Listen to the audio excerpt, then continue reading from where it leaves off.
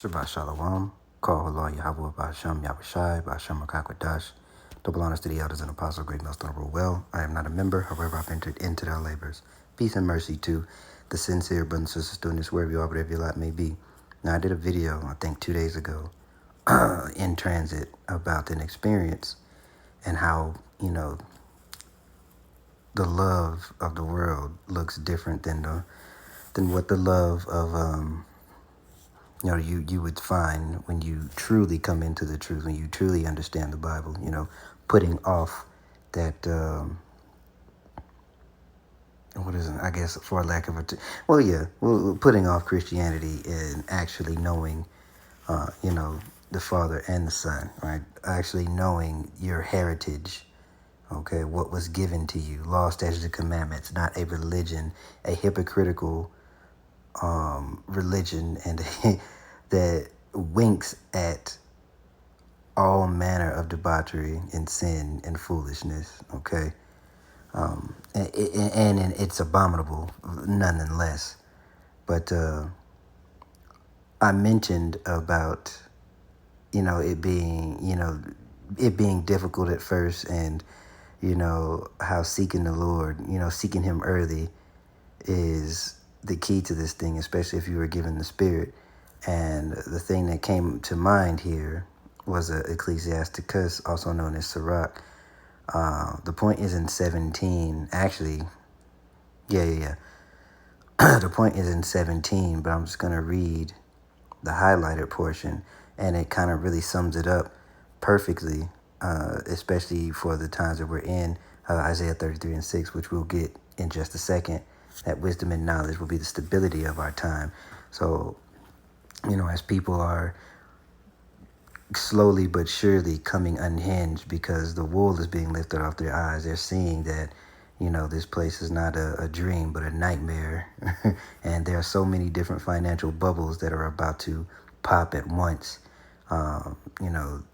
With the man of sin being exposed and being revealed, and the people of the Lord, the true people, also, the remnant being marked, and everything is unfolding the way the Bible said it was going to unfold. And with that, you will need some sort of stability. You will need some sort, a bag to go in when carnality runs out. Okay, so this lesson, or this video, is somewhat linked to it, but also it's kind of its own thing here. I just wanted to expound on this here. So we'll read it here in the KJV, and then I have it pulled up in the GNT. We'll read both. All right.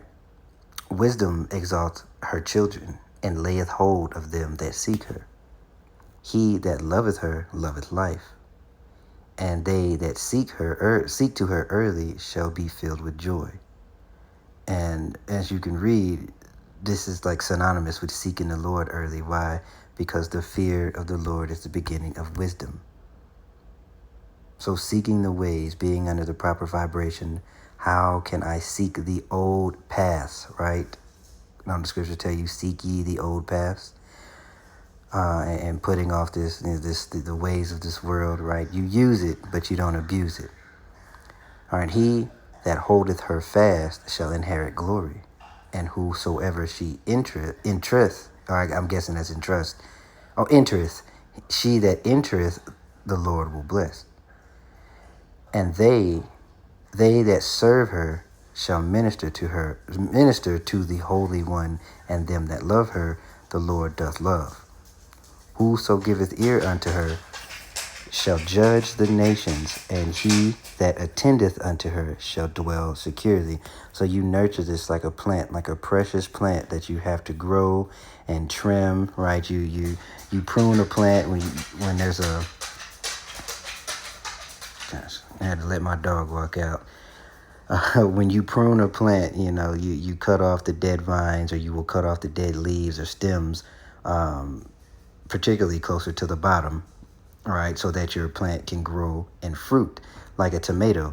The first thing you do as a tomato plant, you don't grow it, you do it at the bottom. You clip right at the top, okay, and then you force that, to force nutrients into growing. And then as it is more established, you'll see some little stems that grow along, and those are the ones you need to clip. There's going to be some stems that grow out in a Y section, or in gosh, I cannot talk. So it'll look like a Y, right? You'll have your main stem that goes straight up, and then you have offshoots. There you go. You have offshoots, and you want to clip those offshoots, and that will force nutrients to grow into your tomatoes being bigger, more full, more lush, more plush red. And that's the same thing you do with your faith. That is the same thing you do as you chase wisdom. You treat it like a plant that must produce fruit. And these little offshoots are things that are unprofitable.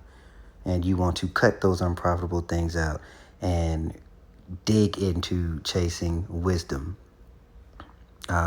It's also, I guess, another analogy would be getting focused. Okay, focus is like a sculpture. It's not, you don't do it by adding things, you subtract. It's think of it as chiseling a perfect chiseling a work of art.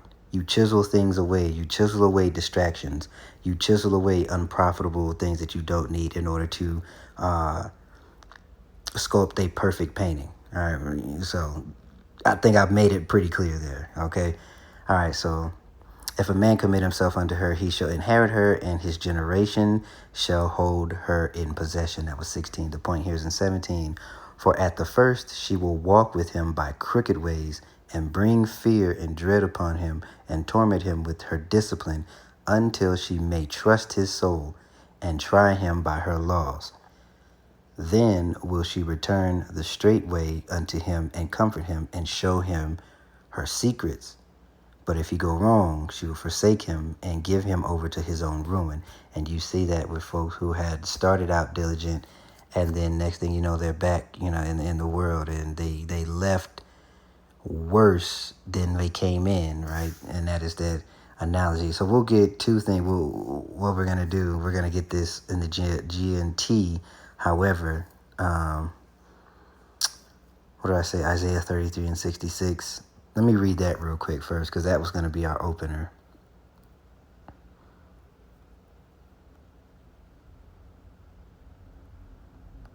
Oh, Isaiah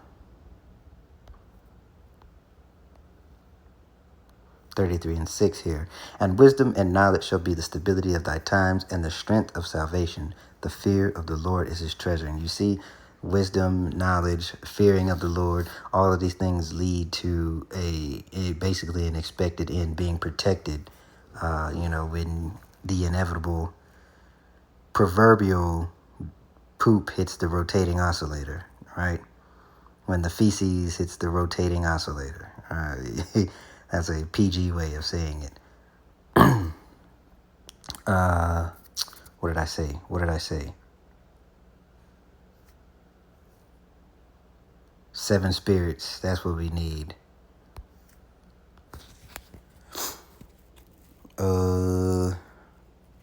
7 more spirits. Because I don't remember how it is. Okay. So yeah, unclean spirits. All right. So there you go. Matthew 12 and 43. We'll go to that.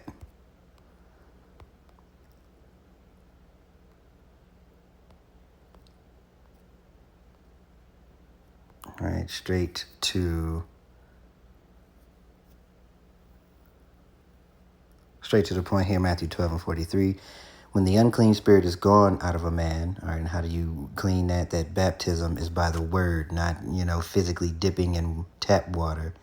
Okay, you are washed by the word. You are cleansed by the word. You get in here, you learn the scriptures, you line your life up the proper way according to true love, which is these laws, statutes, and commandments, right? And that is how you are cleansed. And it goes hand in hand by chasing wisdom. And she'll try you by discipline, seeing, are you really about this? Do you really believe? Are you truly about it? I'm going to find out. Okay? So you see how it all comes together here? All right? And he walketh through dry places, seeking rest, and findeth none. Then he saith, I will return into my house from whence I came out. And when he is come, he findeth it empty, swept, and garnished. Okay? Then goeth he and taketh with himself 7 other spirits more wicked than himself, and they enter and dwell therein. And the state of the man is worse than the first. Even so shall it be also unto this wicked generation. All right, you're worse than what you left off. You're worse when you leave than when you came. All right, and that is a example of being given over to your vile affections. All right, so now let's read. We're going back to Sirach or Ecclesiasticus, chapter 4, as we read it in the KJV in our opener, but we're just going to read it here in the GNT, starting from 11. Wisdom takes care of those who look for her. She raises them to greatness. Loving her is loving life itself. Why? Because wisdom gets you out of situations, or really, furthermore, wisdom will cause you, or should I say, enable you to avoid situations you should never be in the first place. All right, thus preserving life, thus preserving sanity, thus preserving whatever peace that you have within you. Okay. Loving her is loving life itself. Rising early to look for her is pure joy. All right, what does it say about seeking the Lord early while he may be found, right? Anyone who obtains wisdom will be greatly honored. Wherever he goes, the Lord will bless him. Wisdom's servant are the servants of the Holy One, and the Lord loves everyone who loves her. All right, and you seeing how all of this comes together just perfectly and smoothly, and that's one of the things I love about the scriptures here. Verse 15, those who obey her will give sound judgment. Those who pay attention to her will have true security. I don't even need to say anymore here. This is plain and simple. All right, clear as day here. 16, put your trust in wisdom and you will possess her and pass her on to your descendants. Verse 17, at first wisdom will lead you along along difficult paths.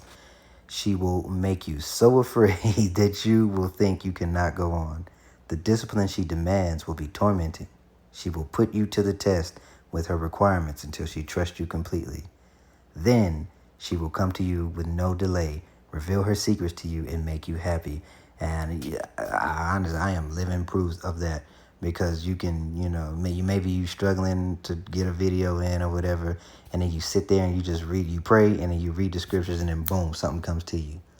That has happened to me. It happened to me right now, actually, but it's happened on more than one occasion here. Or if I'm meditating on something on the scriptures, and maybe something may not make sense in a certain time, then a precept will come to me. Maybe it may come to me an hour later, it may come to me 2 days later. And I think about it and I'm like, oh, well, that would make sense because, blah, blah, blah, X, Y, Z, and, ABC. And then you kind of, you want to fact check your work, and you'll go and, type in GMS, whatever, what have you, subject, and it ends up being exactly what you thought it was. Or you'll be looking at a live video, and for no reason at all, it has nothing to do with the live video, but they kind of mentioned something you've been pondering on or wasn't sure about, and boom, there it is. It's actually it's a beautiful thing to witness and behold. Those who are blessed to be able to, live that. Okay. Verse 19. But if you go astray, she will abandon you and let you go down to your own ruin, and let you go to your own ruin. Take advantage of opportunities, but guard yourself against evil. Don't underrate yourself. 20.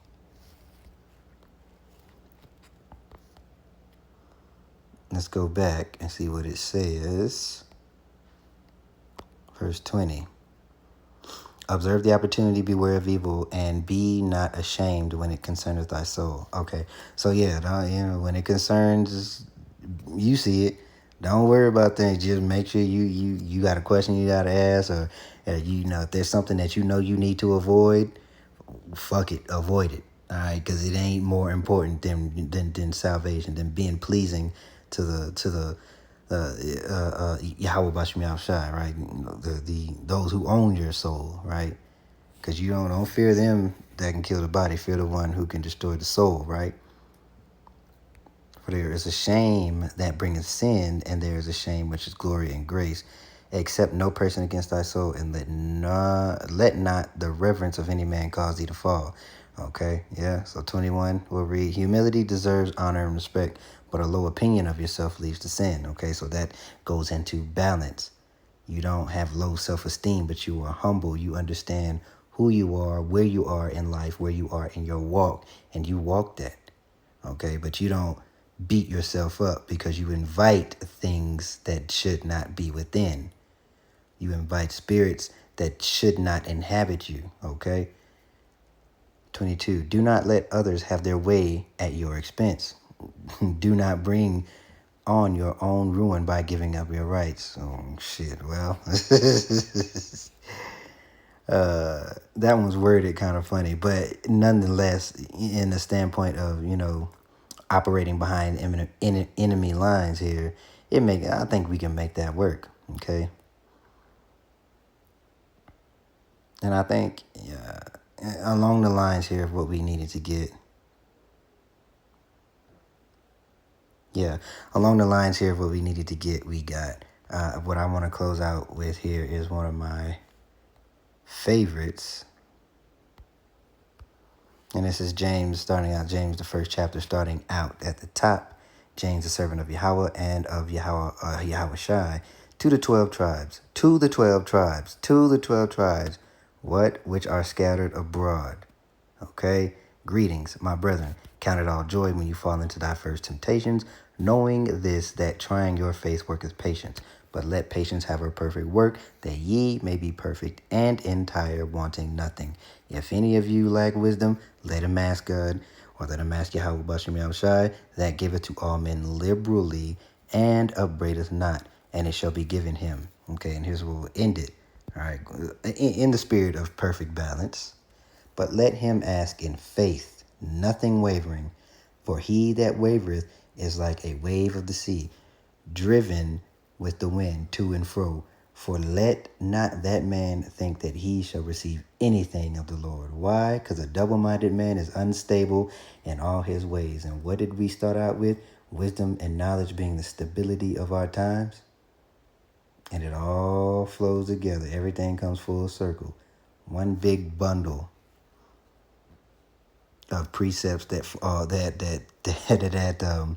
precept upon precept. Each precept, everything just, it lines up perfectly.